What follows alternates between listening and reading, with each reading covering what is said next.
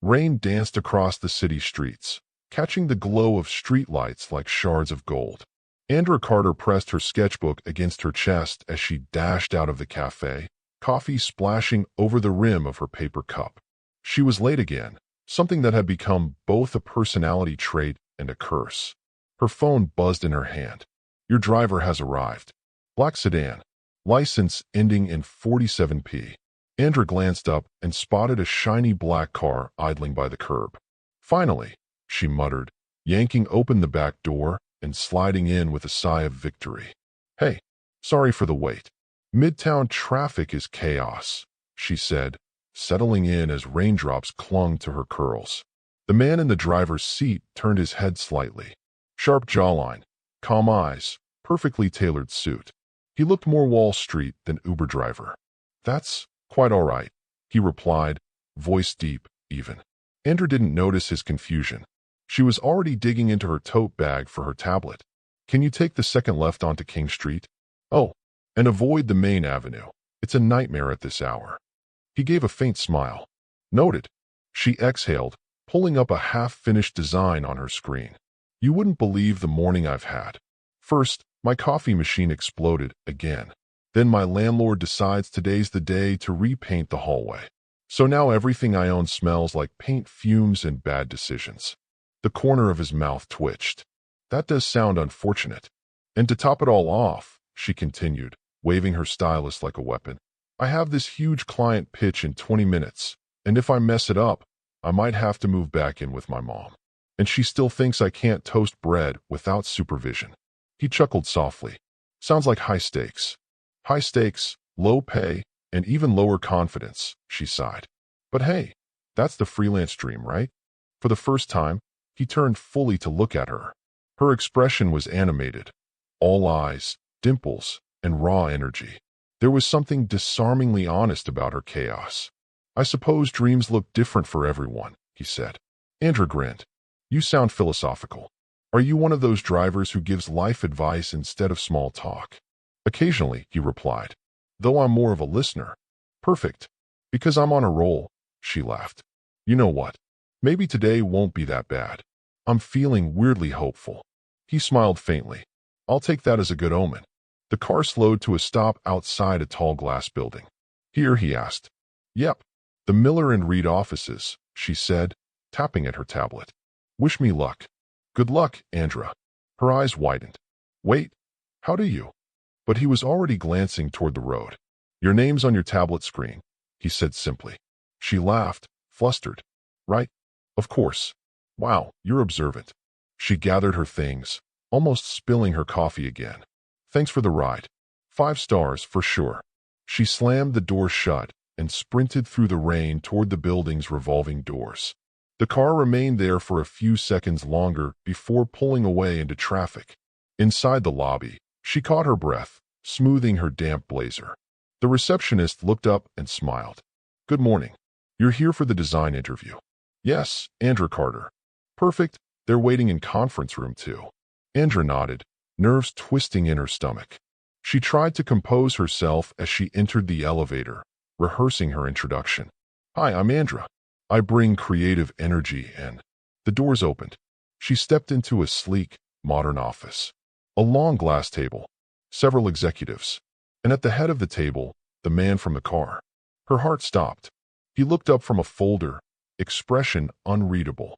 Miss Carter, he said evenly. Glad you could make it. She blinked, frozen in place. You're not my Uber driver.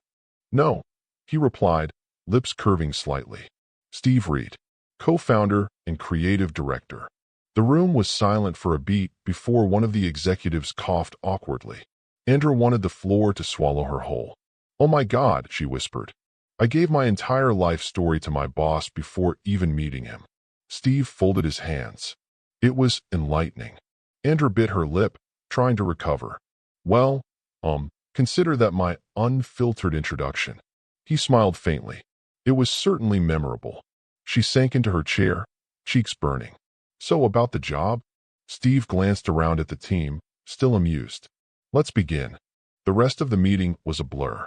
She stumbled over her pitch at first, but once she started explaining her designs, bright, imaginative, and bold. Her confidence began to return. Steve watched quietly, occasionally asking questions. His tone was professional, but his eyes held a trace of that earlier humor, like they were sharing a private joke no one else understood. When the meeting ended, one of the team members clapped her on the shoulder. "You did great, Andra. We'll be in touch soon." As the others filed out, Steve lingered by the window, looking out at the rain. She hesitated before approaching him. "Listen, about the whole car thing. I swear I'm not usually that chaotic." He turned, smiling. "I find chaos refreshing." She blinked. "That's not something most CEOs say." "I'm not most CEOs," he said simply. She tilted her head. "You enjoy making people uncomfortable, don't you?" "Only when they make me laugh first." She laughed, shaking her head. "Well, if you ever need free entertainment, I'm apparently great at embarrassing myself." "I'll keep that in mind," he said. As she turned to leave, he added, "Andra?" She stopped. "Yeah. You mentioned earlier that you were feeling hopeful." Her eyes softened.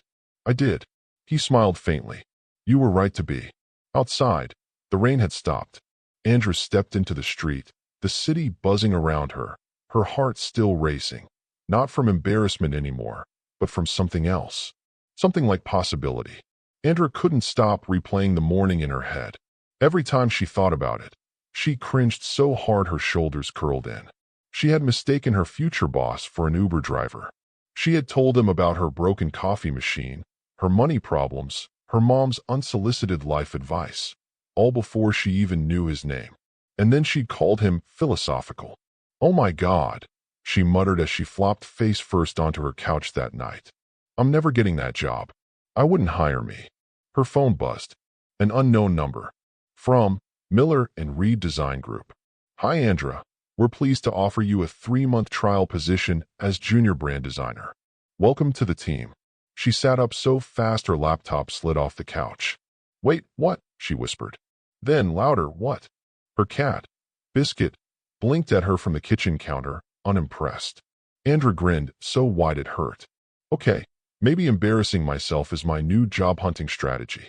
The next Monday, Andra stood outside the glass tower again, umbrella in one hand, coffee in the other, trying not to look like the same woman who had practically crashed into her boss's car a few days earlier. Inside, everything gleamed. Marble floors, lush green walls, a faint hum of creativity in the air. This wasn't a stiff corporate place. It pulsed with energy, people moving fast, laughing, sketching ideas on glass walls. A tall woman with a sleek ponytail greeted her near reception. "Andra Carter, right? I'm Zoe, Creative Operations Manager. Welcome aboard."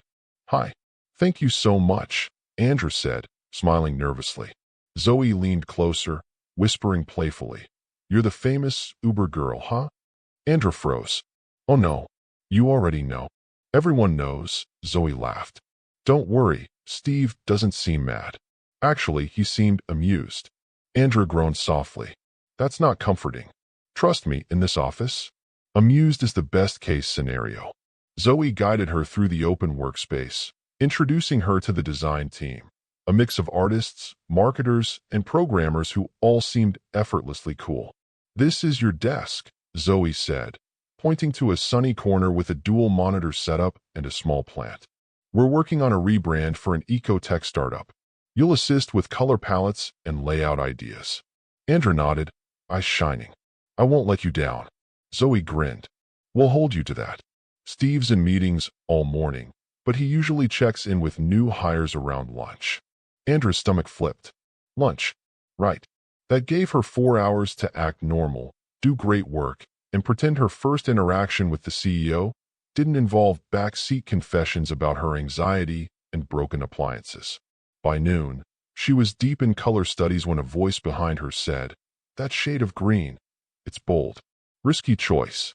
Her stylus slipped, leaving a streak across the digital canvas. She turned slowly.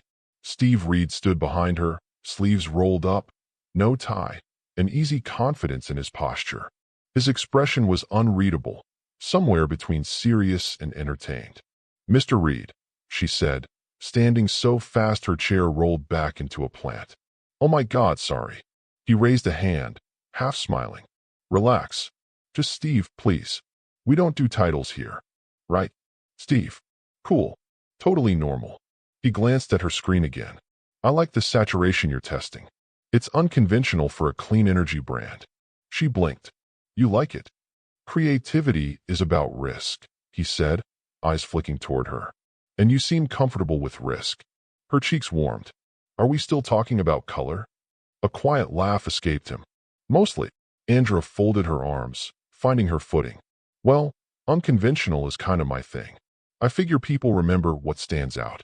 Clearly, he said. She shot him a mock glare. Is that an Uber reference? Wouldn't dream of it, he said, lips twitching.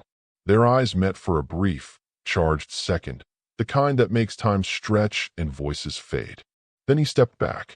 Keep exploring that direction, he said. You have an instinct for energy. Don't hide it. And just like that, he was gone, leaving her heart racing, her hands slightly shaking, and her screen glowing with a bright, impossible green. The next few weeks blurred by. Andra found herself sinking naturally into the rhythm of the office. She stayed late most nights, lost in her designs, fueled by too much coffee and the thrill of actually creating something that mattered. Every once in a while, Steve would stop by her desk, sometimes to ask a question, sometimes to challenge her idea, sometimes just to talk. It wasn't the kind of attention that drew gossip, at least, not yet, but everyone noticed the quiet tension between them. One afternoon, while reviewing mock-ups in the break room, Zoe leaned over Andra's shoulder. You do realize he only stops by your station, right? Andra pretended to focus on her screen. He's the creative director. He stops by everyone's station. Uh-huh. And I'm the Queen of France, Zoe teased. Don't fight it. The chemistry's obvious. Andra scoffed. There's no chemistry. Just professional, flammable energy. Zoe smirked. Flammable energy is literally chemistry. Andra groaned, covering her face. Please don't say that near him. I'll spontaneously combust. But inside, she couldn't deny it. There was something there, something magnetic, unspoken, terrifying. One late evening, when most of the office had emptied, Andra was still at her desk, refining a presentation. Rain tapped lightly against the windows again, the city's familiar soundtrack. She didn't hear Steve walk up until he spoke softly behind her. You really don't know how to go home on time, do you? She jumped. I could say the same about you. I own the place, he said with a small smile. What's your excuse? She leaned back, stretching. Perfectionism. And caffeine. He walked around to look at her work. The screen glowed with a polished mock-up, clean fonts, dynamic color flow, energy in motion. This is excellent, he said quietly. Her heart skipped. You mean that? He nodded. You have an instinct for emotion in design. That's rare. Coming from you. That means a lot, she said softly. He studied her face for a moment, as if he were memorizing her expression. Then, almost too quietly, he said, You remind me what this company was supposed to be before it got too big. Andra tilted her head. And what was it supposed to be? He smiled faintly. Something honest. Something that made people feel. For a long moment, neither spoke. The city lights flickered across their faces, the distance between them shrinking like a secret neither of them wanted to name. Then her phone buzzed, breaking the silence. Ah, she said quickly. Reality calling. He stepped back, his expression carefully neutral again. Go home, Andra. You've earned the rest. She nodded, gathering her things. But as she walked toward the elevator, she couldn't help glancing back. Steve was still standing there, watching the rain beyond the glass, hands in his pockets, like a man who'd just remembered something he thought he'd forgotten.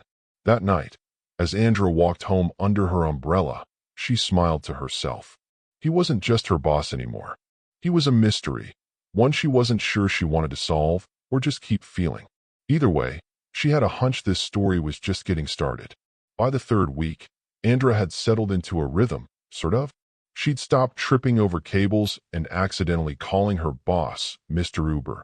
But her heart still sped up every time Steve Reed appeared within a 10-foot radius. He had that kind of presence. Calm, steady, the kind that made a room adjust itself around him. Andra, meanwhile, still managed to spill coffee at least once a day. The morning started like chaos disguised as routine. Biscuit, Please don't sit on my laptop, she muttered, brushing her cat off the keyboard. Her phone buzzed with a company reminder. Team brainstorming, 9 a.m. sharp. She checked the time. 8:42. Perfect. I'll just teleport. The conference room was already half full when she arrived, slightly out of breath. Zoe waved her over. Relax, you're fine. Steve's running late, Zoe whispered. Do I look late? You look like you fought the weather and lost, but in a cute way. Andrew smirked. Thanks. That's exactly the aesthetic I was going for. Just then, the glass door slid open. Steve walked in, phone in one hand, expression composed but thoughtful. The chatter dimmed instantly. He glanced around the table, then at Andra. Glad everyone could make it. Miss Carter, would you start us off? Andra blinked. Me? Yes, he said simply. You pitched the initial concept. Let's hear it. A dozen eyes turned toward her. She straightened her notes, her heart doing a full gymnastics routine. Right. So, the client wants a campaign that feels fresh but credible. I thought we could use the concept of energy reborn. Show people that sustainability isn't just green leaves and slogans. It's motion, it's emotion, it's human. As she spoke, her nerves melted away. She came alive in her element, gesturing, explaining visuals, describing the feeling of a city that breathes with its people. When she finished, there was a short silence, then a murmur of approval. Steve's gaze lingered on her. Well done.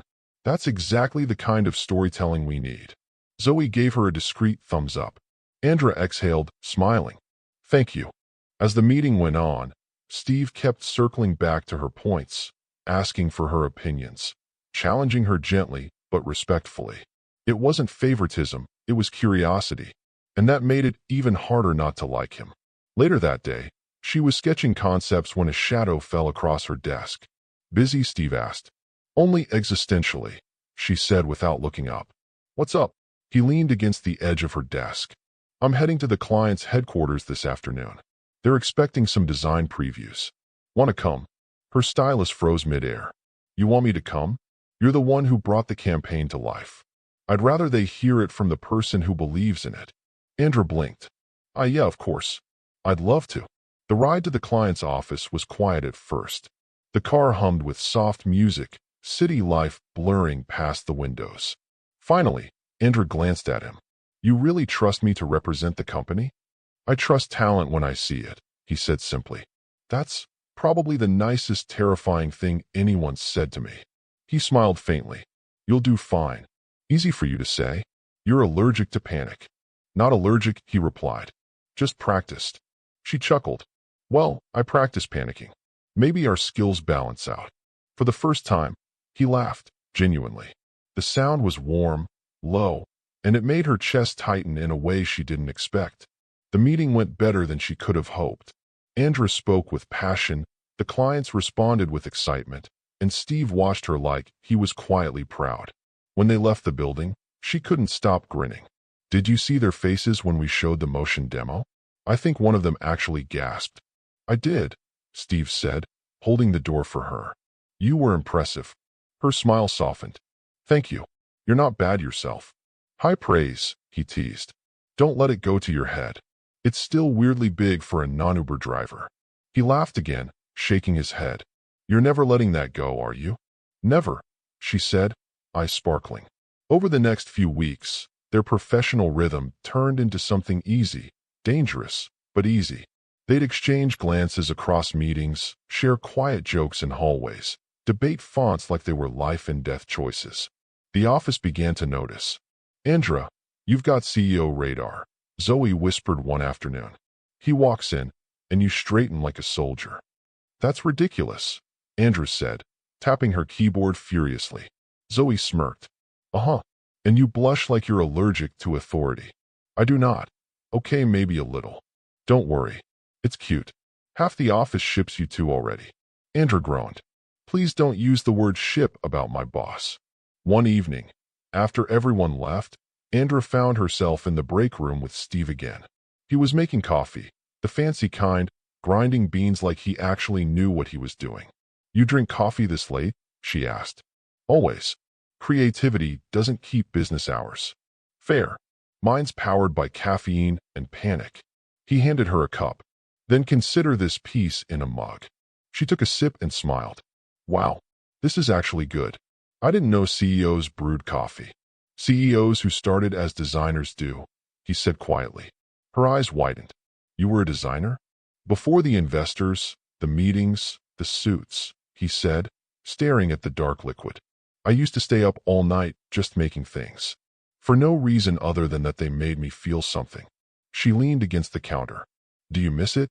He met her eyes. Every day. Something in the way he said it made her chest ache. That quiet longing, the kind she understood too well. I get that, she said softly. Sometimes I worry I'll lose the joy in creating, that I'll start doing it for approval instead of love. He nodded slowly. That's the trick, isn't it? To keep your heart in it, even when everything around you tries to turn it into numbers. They stood there for a long time, silence stretching comfortably between them. Then Andrew smiled. Maybe you should design again. Just for fun. I'll critique you mercilessly. He chuckled. I'll keep that in mind. Over the next few days, something changed. Their conversations lingered longer. Their jokes got softer, more personal.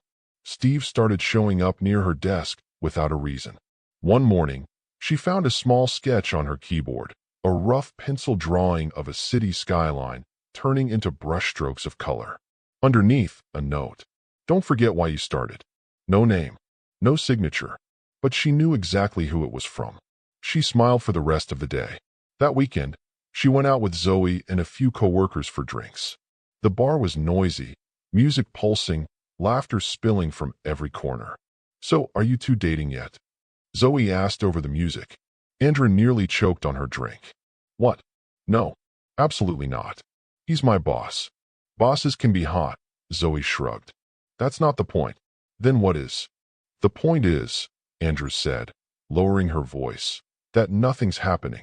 And nothing will happen. Zoe smirked. You keep saying that like you're trying to convince yourself. Andrea opened her mouth to argue, but her phone buzzed. Steve Reed, don't forget your sketchpad on Monday. I want to see what you've been working on. She stared at the message for a moment, her heart doing that stupid flutter again. Zoe leaned closer. Let me guess. Uberman. Shut up, Andrea muttered, smiling despite herself. That night, lying in bed, Andrea stared at the ceiling, replaying the last few weeks. The laughter, the late-night talks, the way his eyes softened when he looked at her, like she reminded him of something he'd lost. Maybe it was foolish. Maybe it was dangerous. But maybe, just maybe, it was real. The office was quiet that night, the kind of quiet that hummed with possibility. Most of the lights were off, except for the glow spilling from the design studio at the corner. Andrea was still there, headphones around her neck, lost in layers of color and movement on her screen. It was close to midnight, but she didn't care. The presentation was tomorrow, and every detail mattered. A voice broke the silence. Most people consider midnight a good stopping point. She jumped, nearly sending her stylus flying. Steve stood in the doorway, jacket draped over one arm, sleeves rolled up, tie loosened. He looked more human than CEO in that moment. Tired, a little amused, and very real. Do you have a secret radar that detects when I'm overworking? She asked. Only for people who make the same mistakes I used to. She smiled faintly. Well, that makes me feel both special and mildly concerned. He walked in, pulling up a chair beside her desk. Show me what you've got. Andrea hesitated. It's not perfect yet. Good. Perfect's boring. She exhaled, clicking play on her mock-up animation. The screen lit up with motion, fluid shapes turning into living color, energy shifting like breath. It was visual poetry. When it ended, there was silence. Steve leaned back slowly. That's incredible. She blinked. You really think so? I know so. You captured something people feel but can't describe. Andrea tried to hide her blush. You're just saying that because you're my boss. I'm saying it because it's true, he said quietly. Their eyes met, and suddenly the air between them felt heavier, charged, like static before a storm. She broke the gaze first, pretending to adjust her screen. So, any feedback? Yeah, he said after a pause. Don't change a thing. She laughed softly. You're surprisingly easy to please. Only when I'm impressed. The silence stretched again, comfortable but full. She turned to him. Can I ask you something? Of course. Why did you start this company? He thought for a moment. Because I wanted to make something that mattered. Something that reminded people that creativity still has a soul. Did it work? He smiled faintly. Some days. On others, I get lost in the business part and forget why I began. She studied him, the honesty in his tone, the quiet exhaustion in his eyes. You really do sound like a philosopher sometimes. And you sound like someone who hasn't realized how rare she is. Her heart stuttered. That's the dangerously smooth thing to say for a boss. Maybe I'm not speaking as your boss, he said softly. Her pulse quickened. Then as what? He didn't answer, just smiled, stood, and said, You'll be great tomorrow. Get some rest, Andra. He left before she could breathe properly again. The next morning, Andra walked into the presentation room with the confidence of someone who'd worked until sunrise and survived on adrenaline. Steve was already there, talking to the clients. When he saw her, his face lit up, just slightly, but enough to make her heartbeat skip. The meeting went perfectly.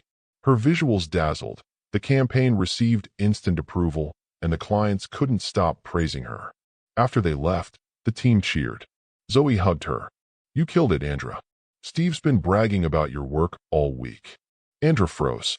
He what? Oh yeah. You're basically his favorite topic right now, Zoe grinned. I'm starting to think you might be the company muse. Andra laughed nervously, trying to brush it off. But deep down, she felt a warmth she couldn't name. Later that evening, she was packing her things when Steve appeared at her desk. Celebration dinner, he said simply. She blinked. What? You heard me. You saved our biggest client this quarter. Let me buy you dinner. She hesitated. That sounds dangerously close to a date. He raised an eyebrow. Then we'll call it a creative debrief. She smirked. That's the worst excuse I've ever heard. Then it's honest. Against her better judgment, or maybe because of it, she agreed. The restaurant was warm, golden, and quiet, the kind of place that made conversation feel softer. Over wine and candlelight, Andra forgot for a moment that she was sitting across from her boss. They talked about art, travel, the strange loneliness of city life. She told him about her mother's insistence on daily motivational texts. He admitted he still kept his first sketchbook in his desk drawer. By the second glass, their laughter came easily. You know, Andrew said, smiling, you're not nearly as intimidating outside the office. That's because I'm not wearing the CEO armor. Armor? He nodded. People expect leaders to be unshakable, but that's just another kind of performance. She tilted her head. And what are you performing right now? He looked at her for a long second, then said quietly, honesty. Something in the way he said it made her forget how to breathe. The ride back was quiet.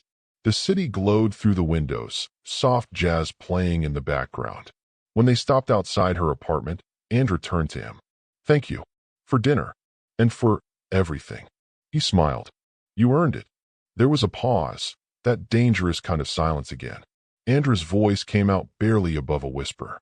Steve. He leaned in slightly. Yes. Her heart thundered. She wanted to say something, anything, but instead, she just smiled and opened the door. Good night. He watched her walk up the steps, then whispered to himself, Good night, Andra.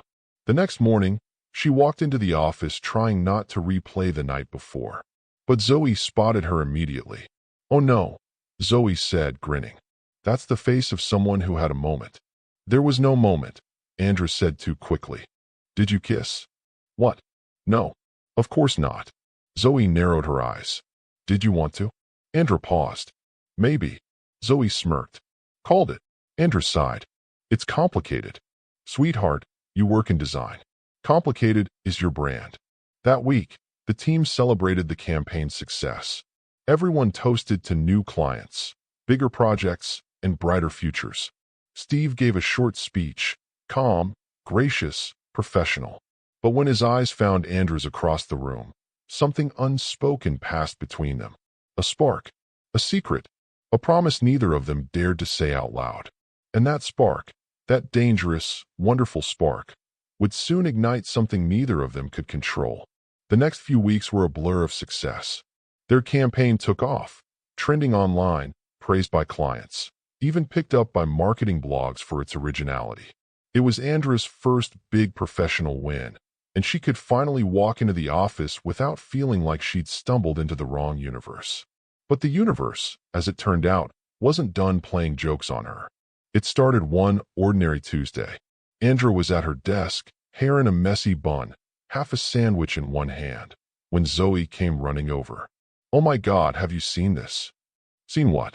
Andra asked through a mouthful of bread. Zoe slammed her phone on the desk. A short clip was playing, shaky camera, background chatter.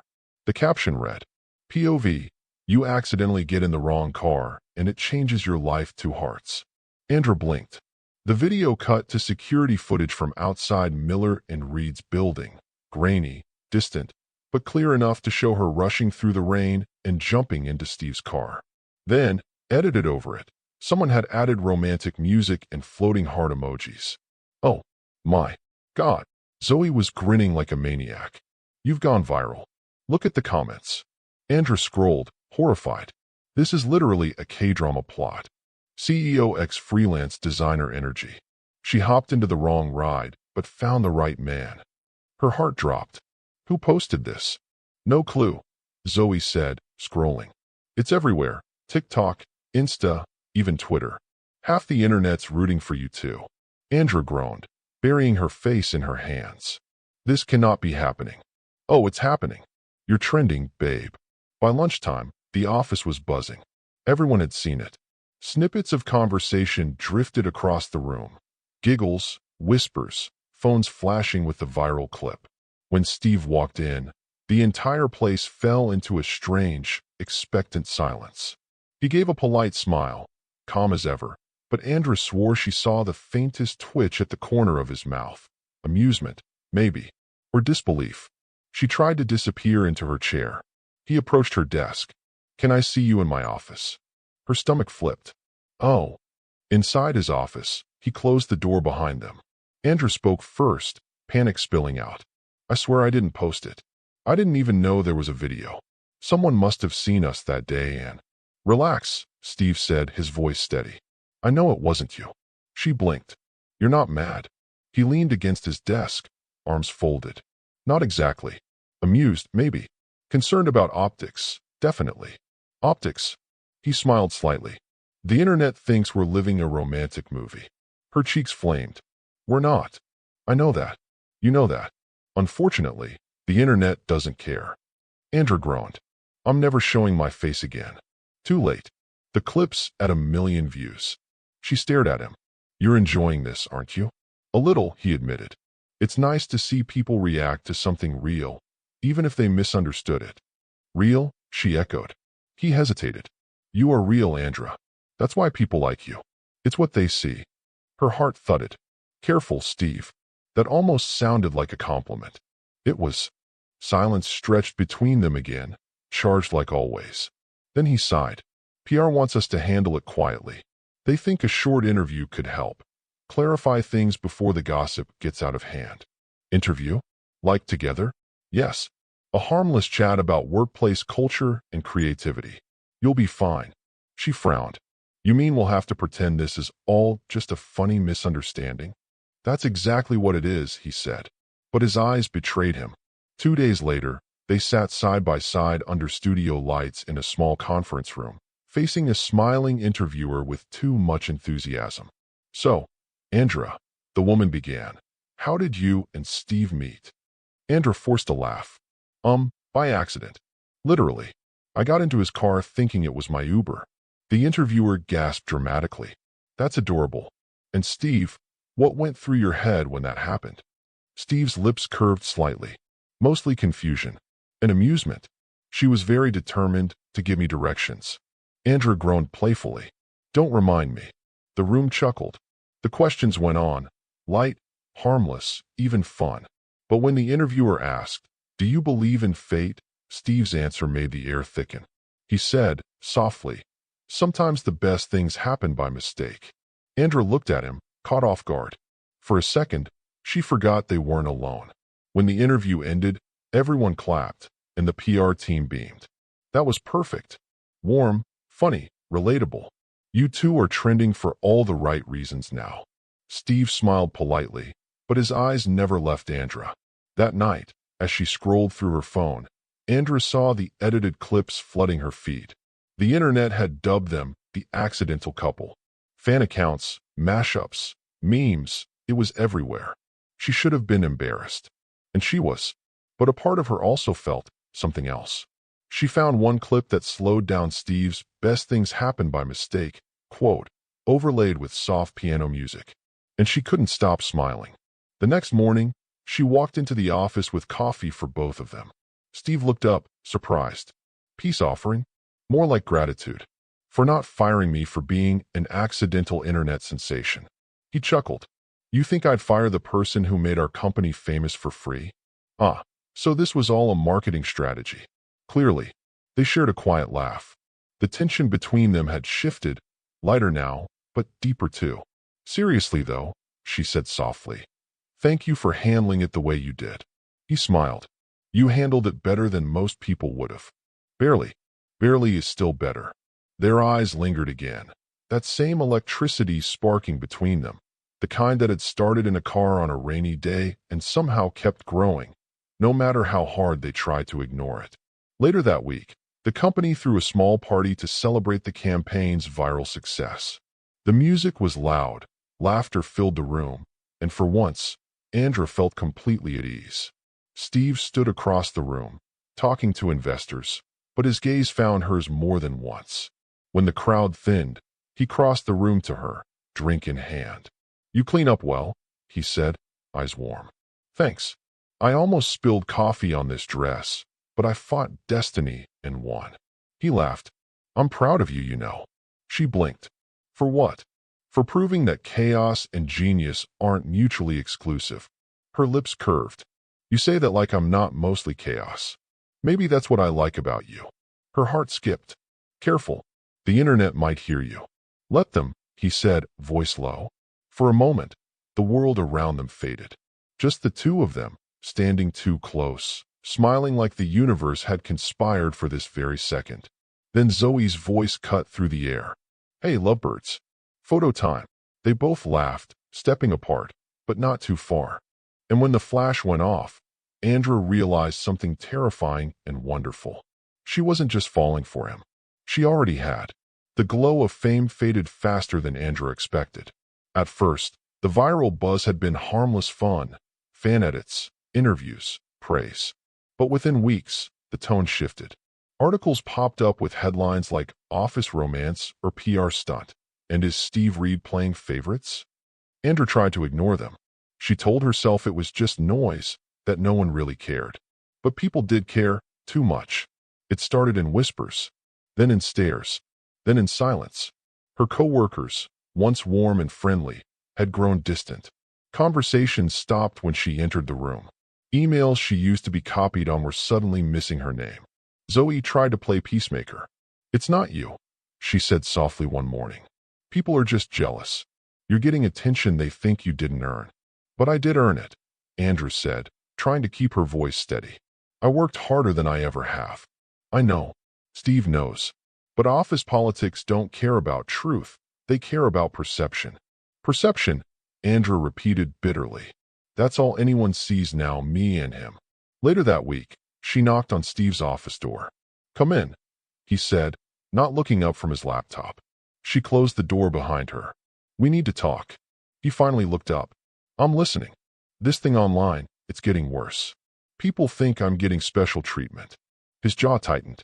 You're not. Everyone knows that. Apparently not. I'm hearing things, Steve. Rumors.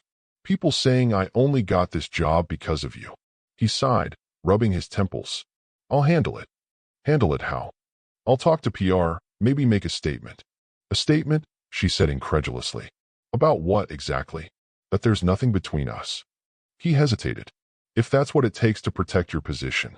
Her chest tightened. Protect me? Or protect yourself? He looked at her sharply. Don't start that. I'm serious, Steve. It feels like I'm the one who's paying for all of this while you get to stay calm and untouchable. His voice softened. Andra. No, she interrupted. You said this company was about honesty. So let's be honest. Do you feel anything for me? Or am I just a distraction you'll deny when it's inconvenient? He stood up, frustration flickering in his eyes. You think this is easy for me? I've been walking a tightrope since the day you walked into that car. Every move I make gets watched, analyzed, twisted. I can't afford to feel anything. She stared at him, her voice barely a whisper. So that's your answer. He didn't reply, and that silence hurt more than any words could have. She nodded slowly. Right. I get it.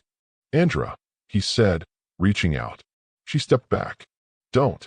Her eyes glistened, but her voice was steady. You can't ask me to give you my best work and pretend I don't care about you. That's not how I'm built.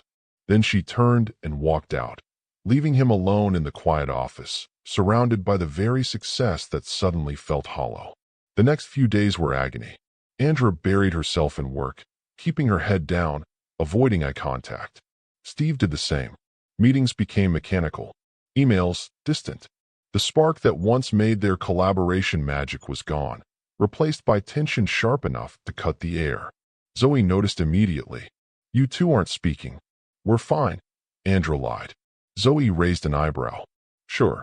And I'm Queen of Monaco. Andra forced a smile, but it didn't reach her eyes. It's better this way.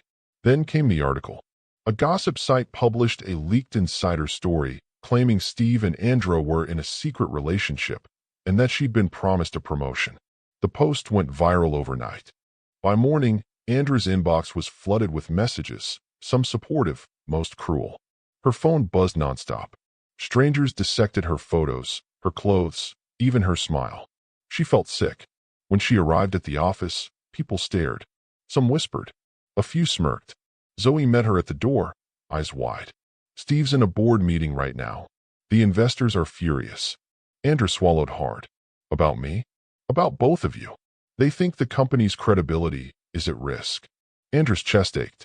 He's going to lose everything because of me. Zoe squeezed her hand. Don't jump to conclusions. But deep down, Andra already knew what was coming. That afternoon, Steve called her into his office. He looked exhausted. Tie loose, hair mussed, eyes shadowed. Close the door, he said quietly. She did. They want to suspend you, he said after a long silence. Just until the noise dies down. Her breath caught. Suspend me? For what? For being humiliated online. I'm fighting it, he said quickly. But they think it'll show accountability. That it'll cool off speculation. She shook her head. Steve, if you agree to this. I haven't agreed to anything. But you will, won't you? She said bitterly. Because that's the logical, CEO-approved move. His voice broke slightly. I'm trying to protect you. By sidelining me? By keeping you out of the fire. I don't want protection, she said fiercely. I want the truth. Do you believe in me or not? He stared at her, silent. That silence said everything. She nodded slowly, tears brimming. Then I guess there's nothing left to say. Andra. But she was already halfway to the door. I'll save you the trouble, she said quietly. You don't need to suspend me. I quit. The door closed softly behind her, and with it, the last trace of her laughter in his life. The following days blurred into emptiness. Andra packed her desk late at night, when no one was around. The office felt foreign now, too clean, too quiet, too full of ghosts. She left her ID badge on the desk, took one last look at the skyline outside the window, and whispered, goodbye. Across the city, Steve sat alone in his penthouse, staring at the same skyline. The viral clip that once made them famous now felt like a curse replaying on every screen. He could have called her. He wanted to. But every time he reached for his phone, he stopped. Because how do you call the one person who made you feel human again, when you were the reason she broke? He poured himself a drink and whispered to the empty room. You were right, Andra. Perfection is boring. And somewhere across town, Andra sat on her tiny apartment balcony, sketchbook open on her lap, tears blurring the lines on the page. Her phone buzzed with another notification, an old clip of Steve saying, sometimes the best things happen by mistake. She turned off the screen and whispered, not this one. The city didn't slow down for heartbreak. The lights still blinked, traffic still roared, and deadlines still existed. Only now, Andra was no longer part of that world. Her days blurred into a rhythm of muted routine. Mornings with lukewarm coffee, afternoons sketching in cafes, nights scrolling through freelance listings she never applied for. She told herself she was fine, that leaving Miller and Reed was a fresh start. But fine felt like a word made of glass, clear, fragile, and ready to shatter. Zoe checked on her constantly. "You can't keep hiding," Zoe said one evening, sitting cross-legged on Andrew's couch, holding a pint of ice cream. "I'm not hiding," Andrew said softly. "I'm resting." Resting is what people do after a marathon, not a meltdown. Andrew smiled faintly. "Thanks for the pep talk. I'm serious. You're one of the most talented people I know. You could walk into any studio in this city and get hired tomorrow. Maybe, but I don't want another office, another boss, another reminder." Zoe's expression softened. "You miss him?" Andrew hesitated, then whispered, "Every day." Zoe sighed, handing her the ice cream. "Then at least miss him with sugar." Across the city, Steve's world hadn't stopped either, but it had lost its color. He spent longer hours at the office, avoiding the empty space where her laughter used to echo. Meetings came and went, campaigns launched and succeeded, investors smiled again. From the outside, everything looked perfect. Inside, he felt nothing. Even the sound of rain on his car windshield haunted him, always taking him back to the night they met. He tried to reach out. Once, he drafted an email that started with "I'm sorry" and ended with "I miss you." He deleted it before hitting send. Weeks passed, then a month, then two. The internet found a new story to obsess over. The gossip faded. The world moved on. But neither of them did. One chilly morning in late autumn, Andrea sat at her favorite cafe with her sketchbook open, drawing absent-mindedly. She didn't notice the man at the next table watching her, not in a creepy way, but with quiet recognition. He finally spoke. "You're Andrea Carter, right? The designer from the Miller and Reed campaign." She looked up, startled. Used to be, yeah. "I love that campaign," he said. "The colors, the story. You made something that actually felt human." Her heart squeezed. "Thanks." He smiled. "I run a small creative agency. We're expanding. If you ever want to talk opportunities, here's my card." He slid it across the table, stood, and left before she could respond. Andrea stared at the card for a long time.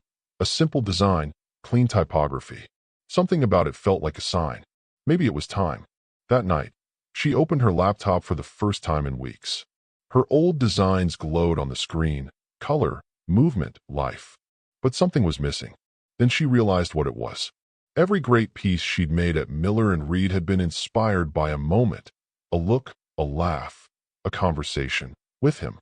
He'd seen her when no one else did, believed in her when she didn't. And even if it hurt now, she couldn't regret that. Because he'd reminded her of something important. She wasn't invisible.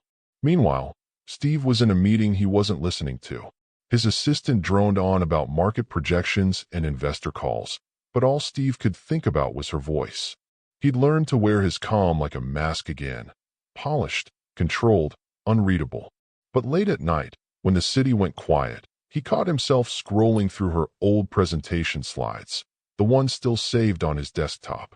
He'd stop at her signature on the corner of the last slide, designed by Andrea Carter. And he'd whisper to the empty room, "You were the best thing that ever happened to this place." Winter came. Snow dusted the rooftops, holiday lights blinked in the distance, and the world wrapped itself in glittering distractions. Andrea started freelancing again, small projects at first, then bigger ones. Clients loved her unique, human touch. The ones who didn't care about viral fame, only about good work. She smiled more these days, laughed sometimes, but every once in a while, she'd still look out at the street and half expect to see that familiar car pull up. It never did. On Christmas Eve, she found herself walking downtown, bundled in her coat, lost in thought. The air was cold and sharp, filled with the smell of roasted chestnuts and city snow. She passed a storefront where a TV played an interview. Steve, talking about the company's growth. He looked the same, confident, calm, untouchable. But when the interviewer asked him about the creative direction that defined the company's new era, his eyes softened just slightly. He said, "It started with a mistake." But sometimes mistakes lead you to what's real. Andra froze. Her breath fogged in the cold air. The interviewer laughed. Sounds like a story there.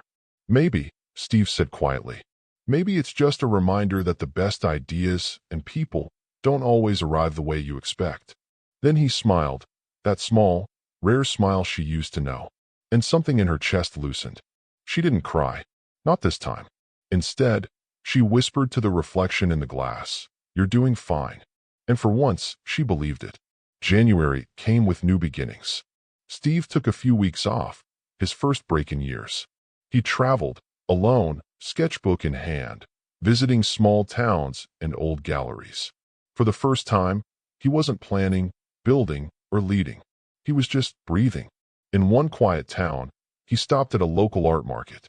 A small booth caught his eye, vibrant prints, hand-painted, full of motion and emotion. He stepped closer. Each piece was signed in neat handwriting, Andra Carter. He smiled to himself. Back in the city, Andra's art had begun gaining attention again, this time for all the right reasons. She wasn't the girl from the viral clip anymore. She was Andra Carter, designer and artist. Her website traffic spiked, her commissions grew, and her inbox filled with offers. Not because of scandal, but because of her voice, her vision. Still, every time she saw a sleek black car pass by her window, she felt a flicker of something between nostalgia and hope. One evening, she was cleaning up her studio when Zoe called. "You sitting down?" Zoe asked, excitement buzzing in her voice. "I'm standing in paint." "Does that count?" Miller and Reed just announced a new collaboration project. They're bringing in independent designers. Open invite. Andra froze. "You're kidding." "Nope. Guess who's listed as head of creative review?" Andra didn't have to guess. Zoe grinned through the phone. "You going to apply?" Andra hesitated, heart pounding. "I don't know."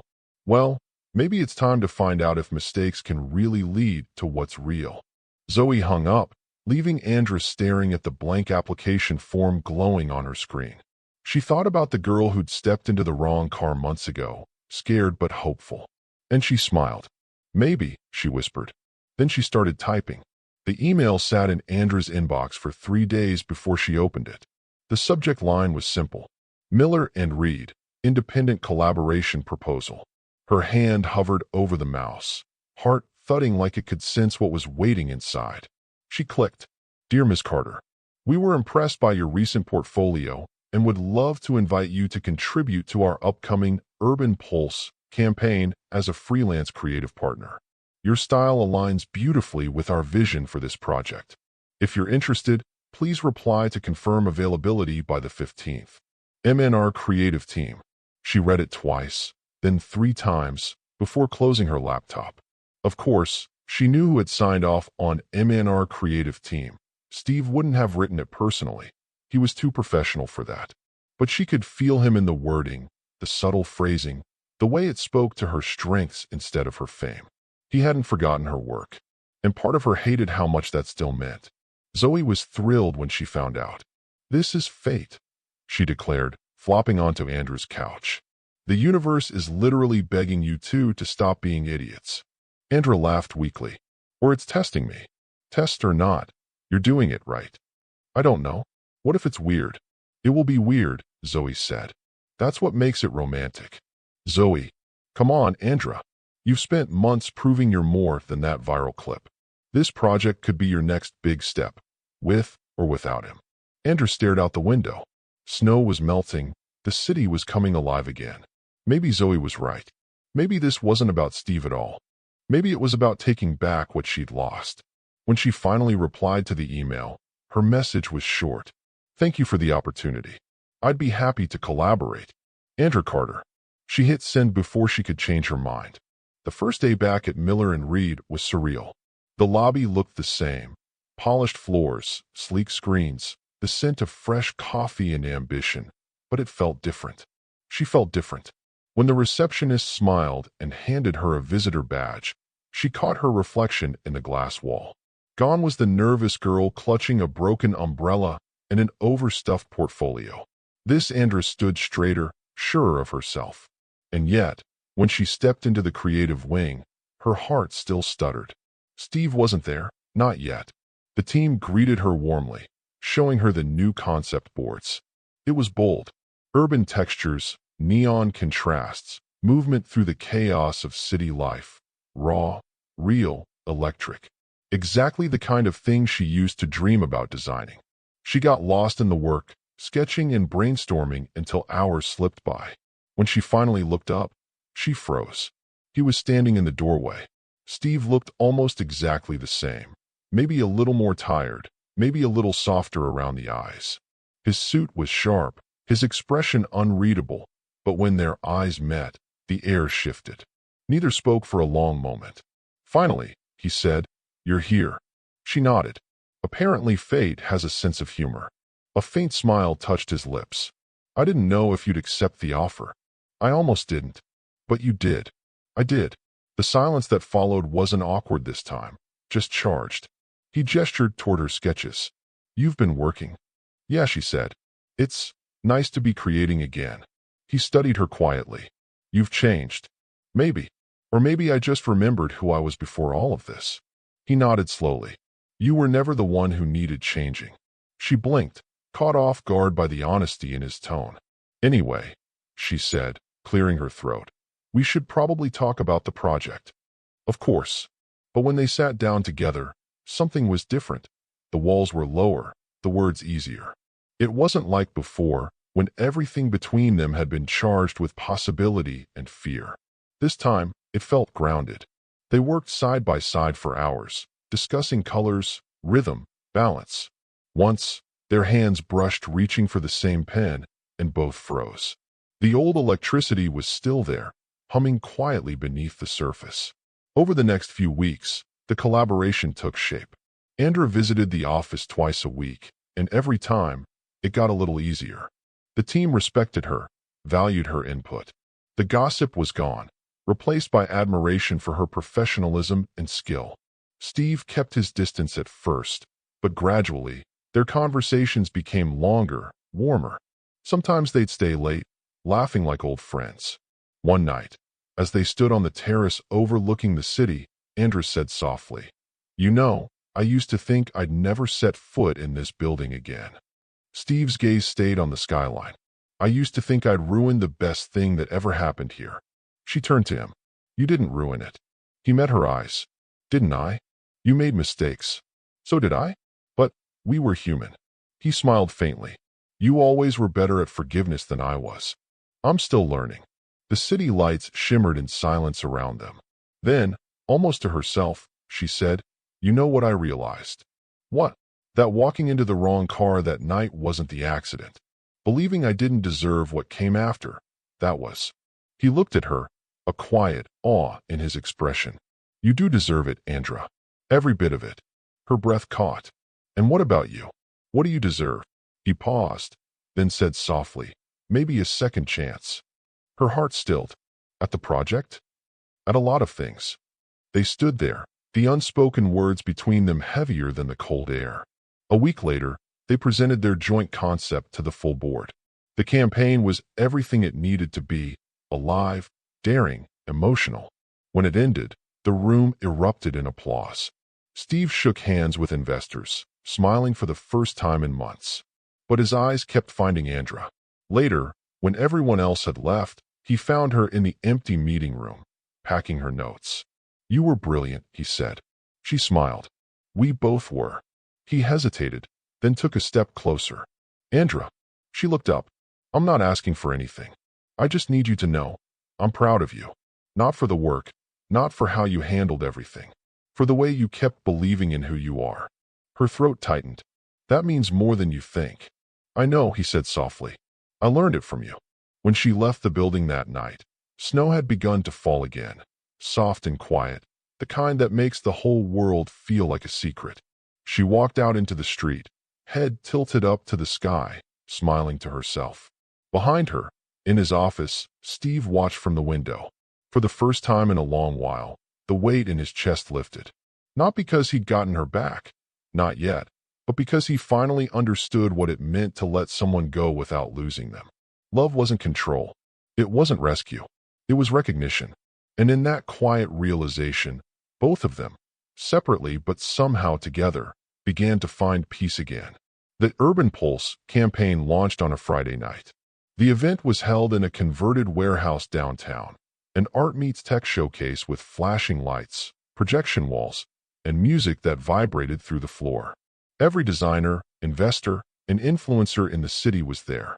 It was exactly the kind of event Andrea used to avoid. But this time, her name was on the invitations. When she stepped through the entrance, cameras flashed. She wore a deep emerald dress that caught the light like moving silk, hair pinned up, confidence perfectly balanced with the faint tremor in her heart. Zoe whistled low beside her. "If he doesn't faint when he sees you, I will." "Please don't faint," Andrew said, trying to laugh.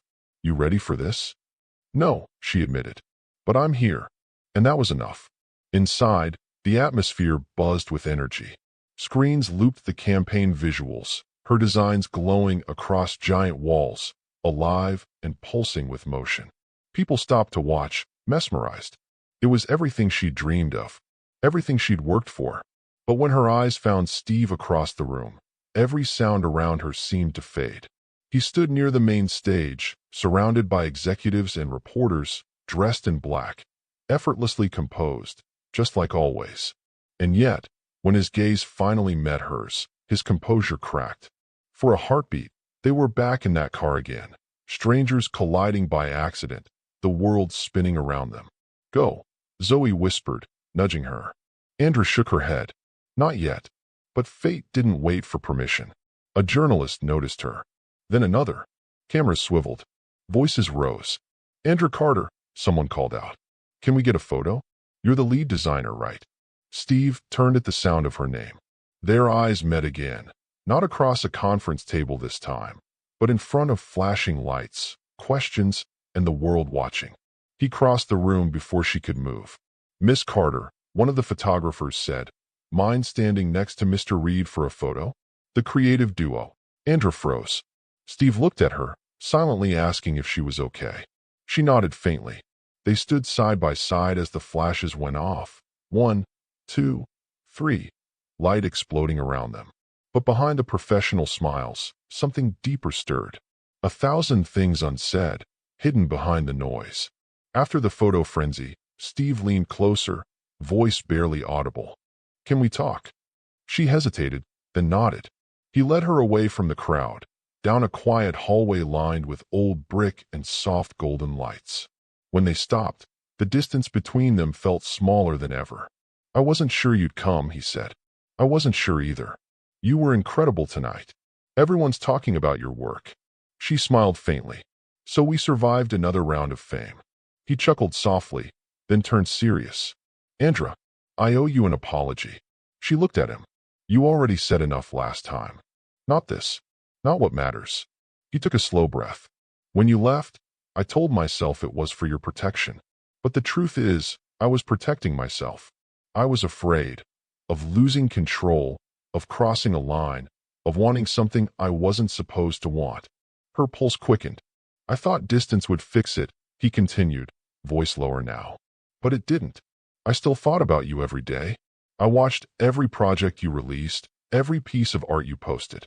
You were in everything I saw, every color, every design, every moment I wanted to feel alive again." Andrew's eyes shimmered. "Steve, I let you walk away because I was scared of being the man everyone accused me of being. But the truth is, I wasn't scared of them. I was scared of how much I love you." The air went still. She stared at him, heart hammering. "You can't say things like that just because it's dramatic and we're surrounded by pretty lights." He took a step closer. "Then let me say it because it's true." Her breath caught. For a moment, neither of them moved, until someone called his name from down the hall. It was one of the investors. Cameras followed. Reporters were already heading their way. Steve looked back at Andrea, voice urgent but gentle. "Come with me." "What?" "I'm supposed to give a closing speech. But I don't want to talk about business tonight. I want to tell the truth." Her eyes widened. "Steve, you can't." "I can," he said firmly. "And I will." Before she could stop him, he took her hand, warm, steady, grounding, and led her back toward the stage. The crowd quieted as he stepped up to the microphone. Andrew stood just behind him, heart pounding. Steve began, calm but certain. Tonight's success isn't about numbers or strategy. It's about stories. About the people who make something real. He paused, eyes sweeping the audience. And one person in particular reminded me what real looks like. Andrew's breath hitched. She walked into my car by mistake months ago. I didn't know it then, but that mistake would change everything. She taught me what honesty looks like in color, what courage feels like in chaos. She made me remember that leadership isn't about control, it's about connection. The room was silent. Her name, he said softly, is Andra Carter. Every head turned. Andra froze under the spotlight. The cameras found her instantly. But this time, she didn't look away. Steve's voice softened. She's the reason we're standing here tonight. And if I've learned anything, it's that some mistakes are worth making, again and again. The audience erupted in applause. Andra's cheeks burned, but her smile was real. She felt tears at the edges of her eyes, not from embarrassment, but release. After the speech, the crowd swarmed around them. Congratulatory words, camera flashes, laughter. But all Andra could see was him. When they finally found a quiet corner again, she whispered, "You really love public chaos, don't you?" He smiled. "Only when it's honest. And what if the whole world thinks you've lost your mind?" He stepped closer. "Then let them. I spent too long caring what the world thought. I just want to care about you." Her voice trembled. "You already did. You just didn't know it." He reached for her hand, fingers brushing hers. "Maybe I did.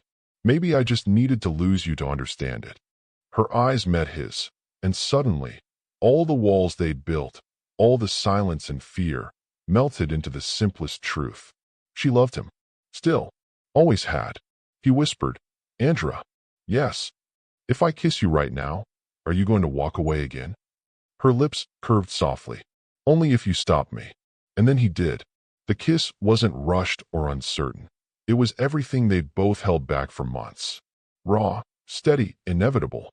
When they finally pulled apart, the crowd was cheering again, though neither of them noticed. For the first time since that rainy night, they weren't pretending. They weren't boss and employee or scandal and story.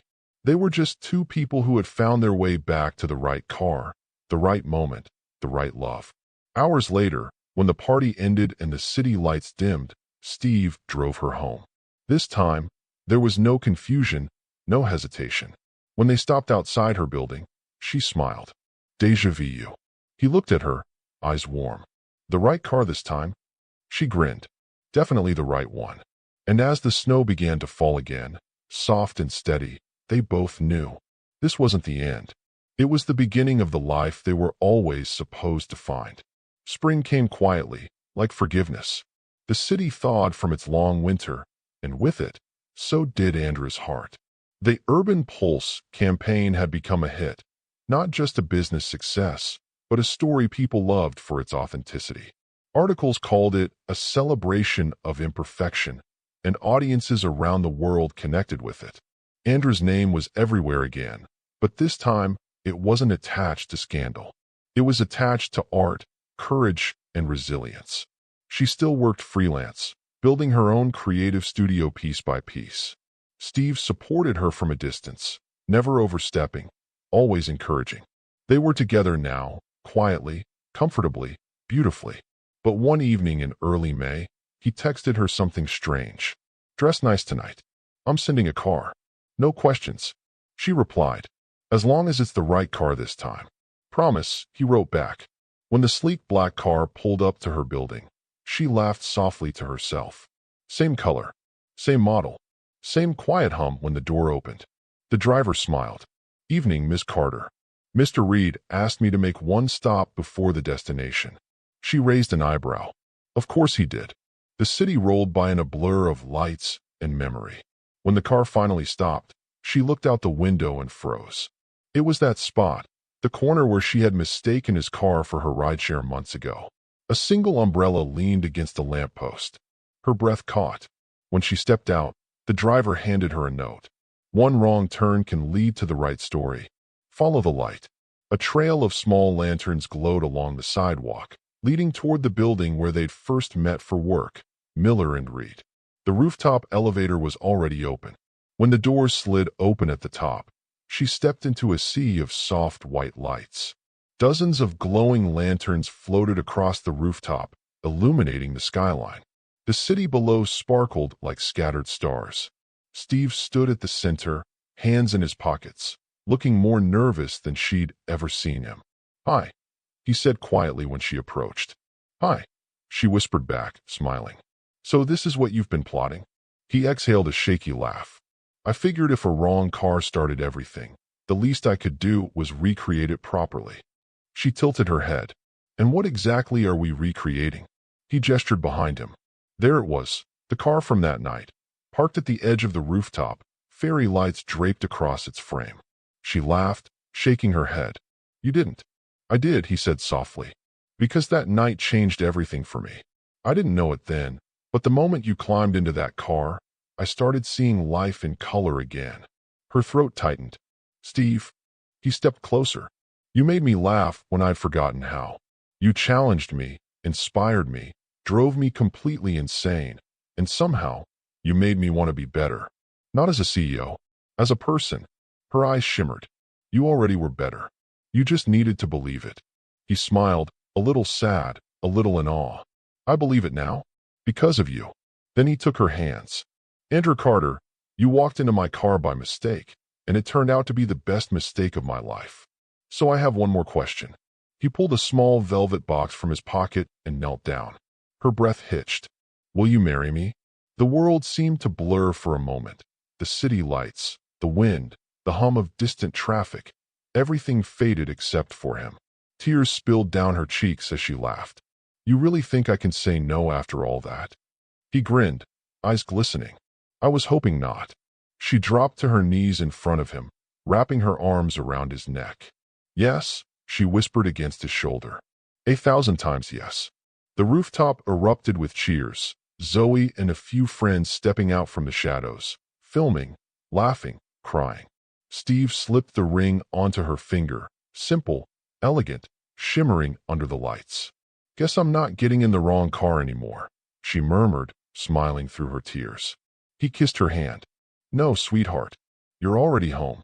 That night, they sat in the open car beneath the stars, champagne glasses in hand. The city stretched endlessly below them. He looked at her and said, "You know, I used to think success meant control." "And now?" she asked. "Now I think it means finding the one person who makes losing control feel like freedom." She laughed softly, leaning her head on his shoulder.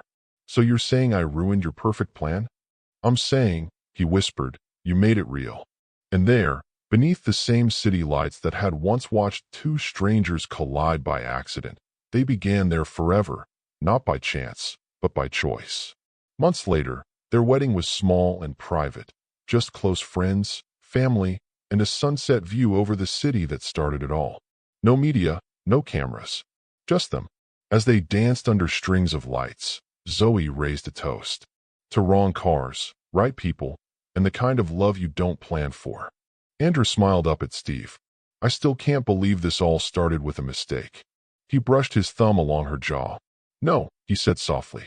"It started with you." If you enjoyed this story, don't forget to like, subscribe, and comment your favorite part below.